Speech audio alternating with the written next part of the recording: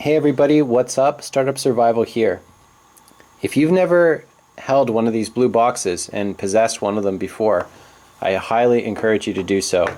I did not try Benchmade for a very long time into my knife collecting career, if you want to call it that. I'm not sure what else to call it, hobby. But it took me a while to try Benchmade, and I was against them on principle alone. I just thought that they cost too much money. And you know, as time has gone on and I've developed certain preferences for knives and I appreciate the materials and my knowledge level is higher, right? I want to try different things and I want to carry knives that I'm proud to carry, right?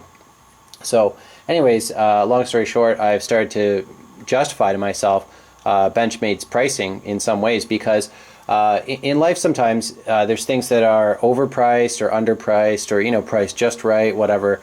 I think Benchmades are overpriced, but the price is what it is. You know, it's like you're never going to find it for cheaper. Your alternative is to go to another company and buy from them, right? Like Spyderco or Kershaw, SOG, whoever. But some people just keep coming back to Benchmade because they like something about it.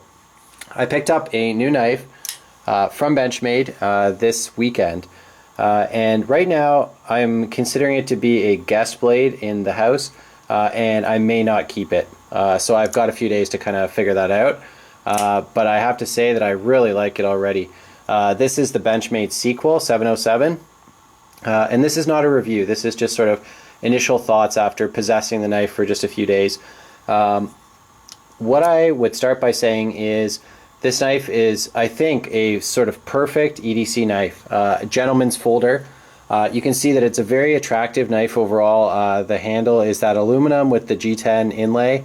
Of course, it has the axis lock, so it's super fast and super smooth. And I really like the blade shape on it. It is a clip point. You can see they've taken away a little bit of the top of the blade there, so it's not just a drop point. It's actually technically a clip blade in 154 cm steel. I like that steel. I think it's pretty good. Similar to like a VG10 or something along those lines. But I mostly like the axis lock, and I also like how fast and how small this knife is. It's really cool. And let me show you a few knives now just by comparison, okay? It's that time already. So this is, of course, the Sequel, and I'm just going to zoom out here so I have a bit more room. This is the Mini Grip.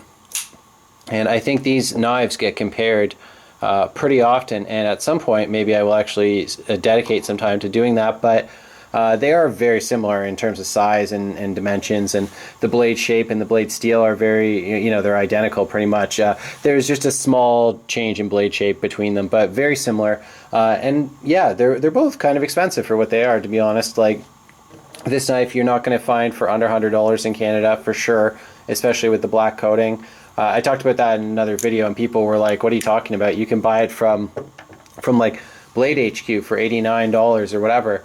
And that's true, but they would charge extra to ship to Canada, right? So I just choose to buy from Canadian retailers because I don't have to worry about shipping things across the border or how long it's going to take and all that stuff. Plus the US to Canadian dollar right now is just absolutely crazy.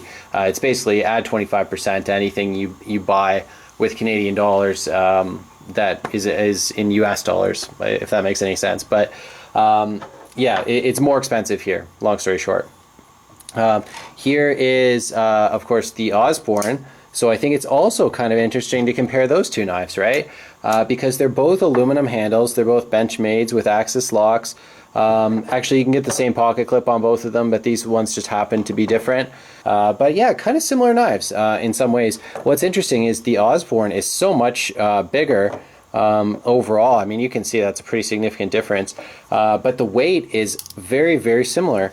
And I think that's because the Osborne does not have the full steel liners in it. And that's something I should point out about the Sequel right now.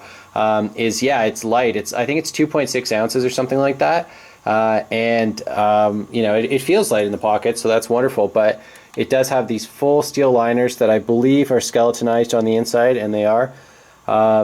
So it's a flow-through design except for at the bottom there. I don't know what that is, if that's like a FRN or a G10 or something like that, backspacer, but anyways, I don't think the full steel liners are necessary for this knife, especially considering how small it is. So I assume that from the construction of this knife, it's going to last for a very long time. I've had the aluminum handled Osborne now for probably a year or so, and it's held up extremely well, and this has been carried a ton. There's very little evidence that it's been carried, and I've seen videos on YouTube actually of old Osbornes that people have had for like 10 years or whatever, and they don't look that different than this knife. So I think that these are excellent quality, these like aluminum handled knives from Benchmade, and I expect this knife, let's just say that this is the perfect DDC knife in some ways because of the size, the lightness, the speed, it's really easy to carry, and also you get that really cool pride of ownership from it as well. Because I mean, just look at those handles. I just think this is such a nice, handsome gentleman's knife. Right up there with the Osborne. This is perhaps more traditional looking than this knife, which, with the blade shape and everything, is a very sort of like a modern, even though it's a little older now. I mean, it's probably like a 20-year-old design or something at this point, but these are designs, in my opinion, that were like well ahead of their time. The fact that these knives are still relevant and cutting edge right now in so many ways really, really speaks to the fact that the designs are awesome. The last knife I'll show you just as a comparison here is, maybe I'll put them all together. These are all my Benchmades. So there's the full-size grip, the mini grip, and of course the Osborne and the Sequel. So those are my Benchmades. Let me just talk about how I kind of got into Benchmade a little bit. Like I said at the start, I took issue with their pricing initially, but I eventually worked myself into purchasing the full-size Griptilian. This was my first Benchmade, and I absolutely loved it when I got it, just because of the access lock. It was between this and the mini grip, but I always found the mini grip to be a little too small. And previously I used to be into more larger knives, I guess, and it took me some time to like develop a taste for smaller knives, to the point where I would pay a lot of money for that knife. But anyways, this was my first access lock. Absolutely loved it. Pretty soon after that I got the Osborne, maybe I don't know, within 6 months or so of the first one, and I just think the Osborne's a perfect knife. I love it. So this was my second Benchmade because it's like a classic. Very expensive though. This is maybe the most expensive knife I've ever purchased. Then I found this one on Craigslist for like 80 bucks, and I was really I wanted to have this and the Delica to sort of compare them, and they're different, and I did a video on that actually, but they're different, but I really like them in their own ways. So I seem to be carrying the mini grip more these days for whatever that's worth. And then just this last weekend I got this one for 165 Canadian, and that would be me these days. That would probably be like 140 US, 135 or something like that. And I don't know, I think that's like not a bad deal actually for this knife as it goes. It's certainly not going to get any cheaper. Sorry, I don't know if you can hear that engine outside, but anyways, I think it was a pretty good deal.